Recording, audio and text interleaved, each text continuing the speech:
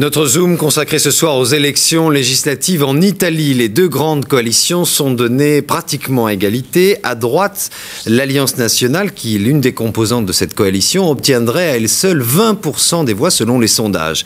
À sa tête, un homme qui refuse l'étiquette d'extrême droite, même si ses militants ont repris certains thèmes néofascistes.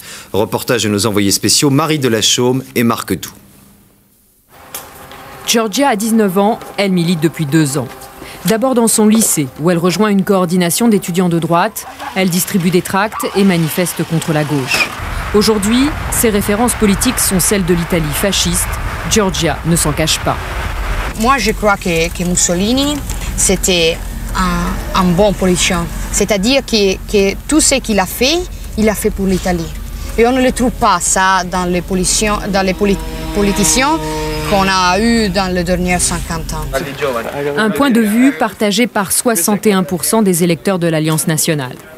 Au début de la campagne électorale, Giorgia rejoint les militants du parti post-fasciste de Gianfranco Fini.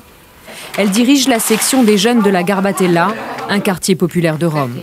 40 militants sont sous ses ordres, presque tous des garçons.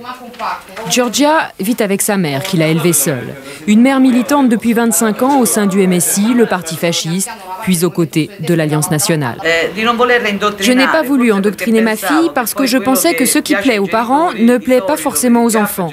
Et souvent, en réaction face à cela, ils votent pour le camp adverse.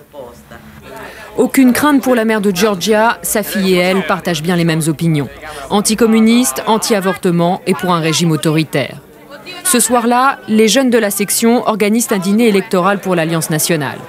Issue de la transformation du MSI, le mouvement fasciste, l'Alliance nationale fait partie, comme lors des élections de 1994, de la large coalition de droite.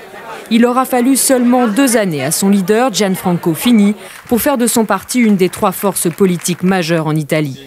Officiellement balayée, les chemises noires et les saluts fascistes, l'Alliance nationale se présente comme le parti de la nouvelle droite italienne. Ce que j'ai fait pour cette élection, je l'ai fait parce que j'y crois. Et je sais que toutes les personnes qui sont ici et plusieurs d'autres personnes y croient. Donc, si nous perdons, nous gagnerons une autre fois. Principaux électeurs de l'Alliance nationale, la classe moyenne et les jeunes. Des jeunes comme Giorgia, nostalgiques d'une époque qu'ils n'ont pas connue.